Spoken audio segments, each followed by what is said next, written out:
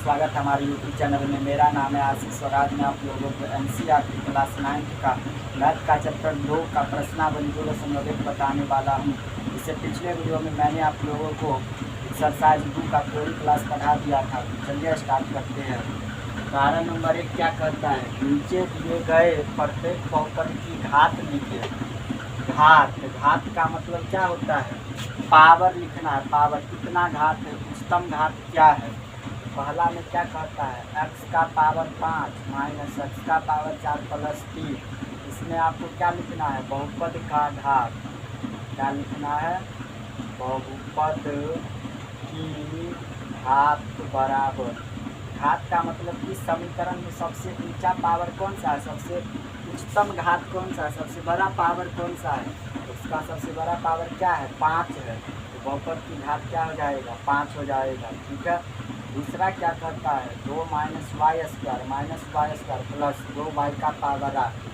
तो इसमें आपको ये देखना है कि सबसे उच्चतम पावर क्या है, उच्चतम घात। तो 2 उच्चतम नहीं है, 8 है सबसे बड़ा पावर।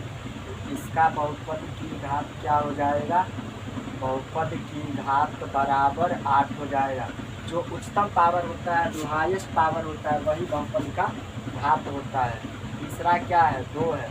तो बताइए, 2 बहुपद है, 2 का पावर किस में रहता है, तो 1 रहता है। लेकिन बहुपद किसे कहते हैं, तो थोड़ी क्लास में बताए थे, चर और अचर संख्याओं से बना ऐसा बीजीय व्यंजन जिसका घात हमेशा धनात्मक होता है, उसे बहुपद कहते हैं। इसमें देखिए केवल अचर संख्या है, ये तो ये बहुपद नहीं होगा। बहुपद किसे कहते हैं, जिसमें चर और अचर दोनों होता है। अगर ये x रहता तब ये बहुपद हो जाता है, इसमें केवल 2 है तो ये बहुपद नहीं है। तो इसलिए जब बहुपद नहीं है तो इसका घात क्या हो जाएगा, 0 हो जाएगा। बहुपद की घात बराबर 0, यही आपका आंसर हो जाएगा। दोस्तों प्रश्नावली 2.1 का उदाहरण समाप्त हो जाए, एक ही उदाहरण था। तो चलिए अब हम लोग प्रश्नावली 2.1 पढ़ते हैं। प्रश्नावली 2.1 में क्या कहता है, और आपका समाप्त हो गया। क्वेश्चन नंबर 1 है 2.1 का, निम्नलिखित में से कौन कौन एक चर में बहुपद है। एक चर में बहुपद का मतलब क्या हुआ कि इसमें चर संख्या कितना आया है, एक चर में बहुपद है और कौन कौन नहीं है। कारण सहित उत्तर दे, कारण सहित इसको उत्तर देना है। पहला क्वेश्चन क्या है, 4x² माइनस 3x प्लस 7 है। बताइए ये कितना चर में बहुपद है, एक चर में बहुपद है, क्योंकि इसमें एक ही चर संख्या आया है ना, केवल x आया है, इसलिए यह एक चर में बहुपद है।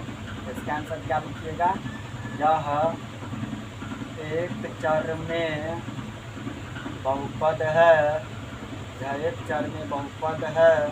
क्यों है एक चर में, इसका कारण भी लिखना है। क्योंकि एक ही चर संख्या,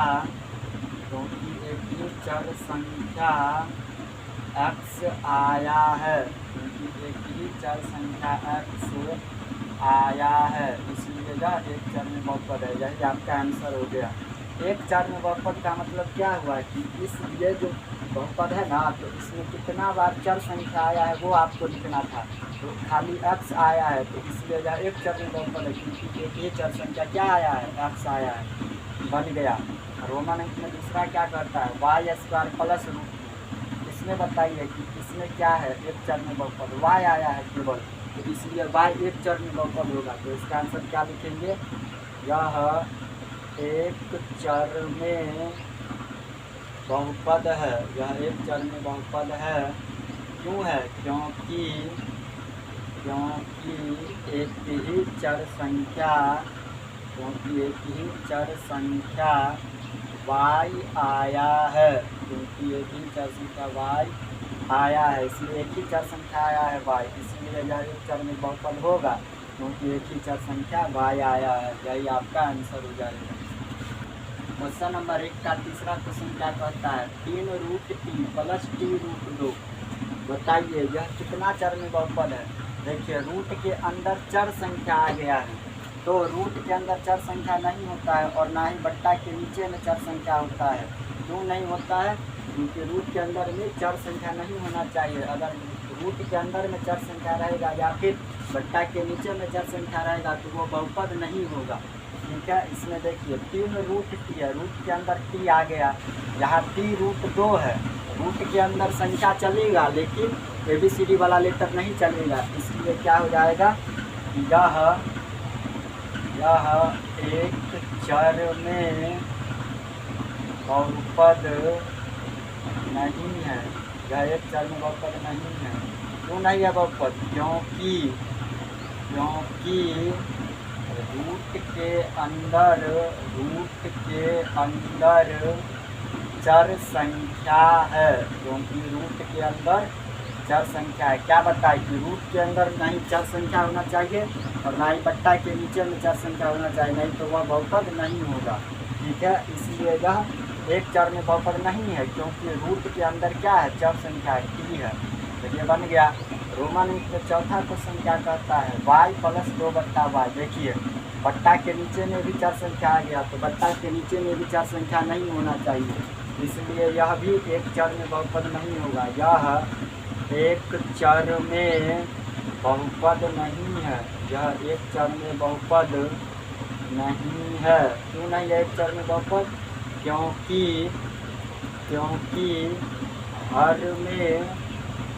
हर में चर संख्या आया है, क्योंकि हर में चर संख्या आया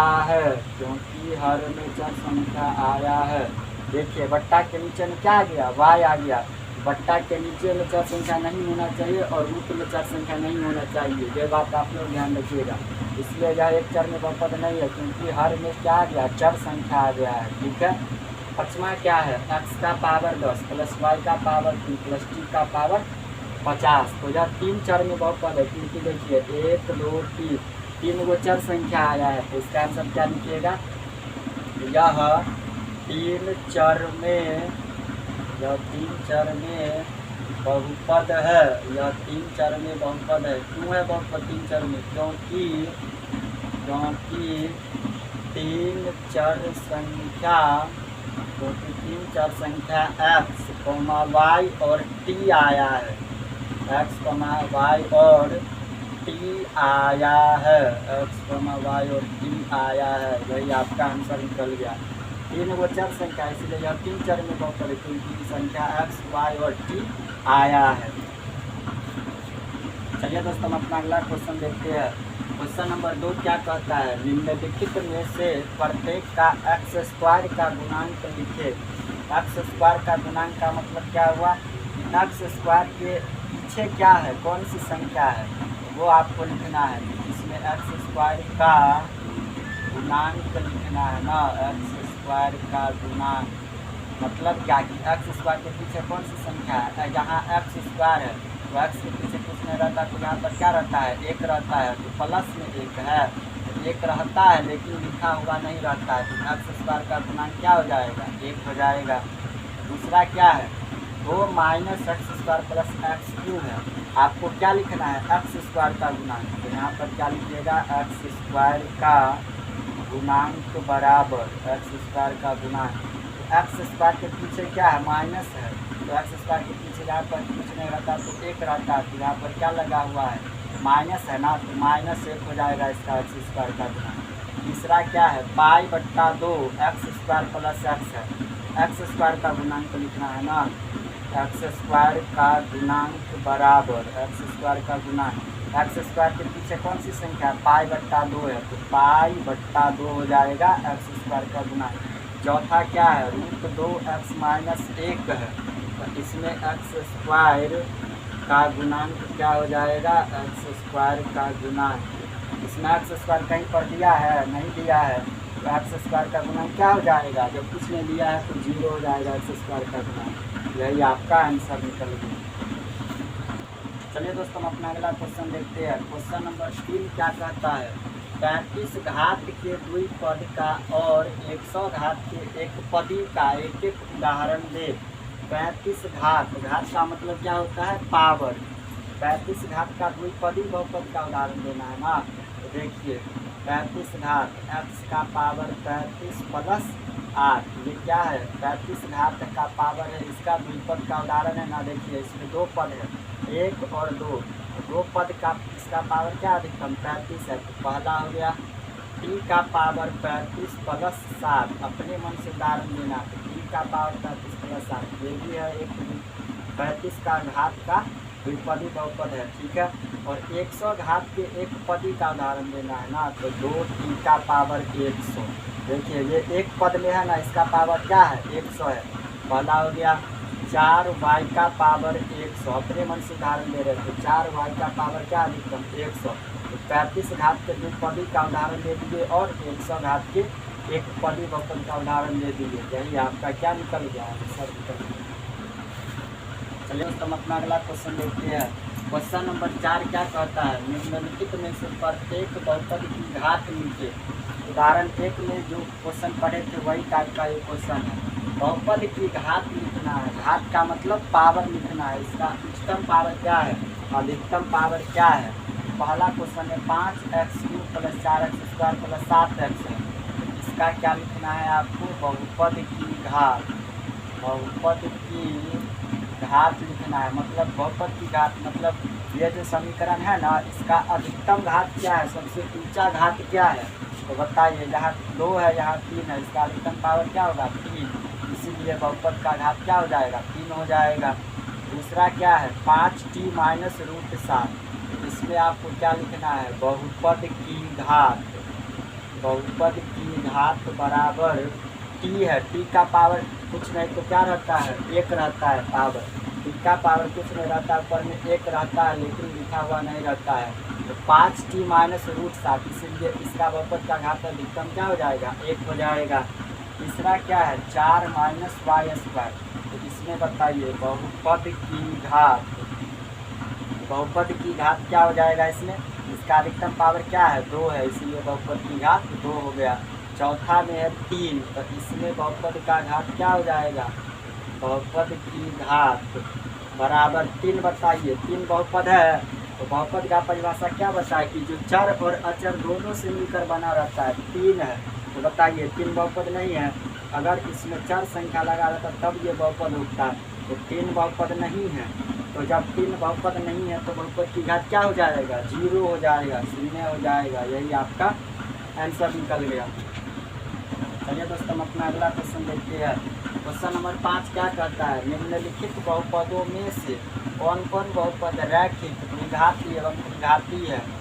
रैखिक किसे कहते हैं और द्विघाती किसे कहते हैं और त्रिघाती किसे कहते हैं।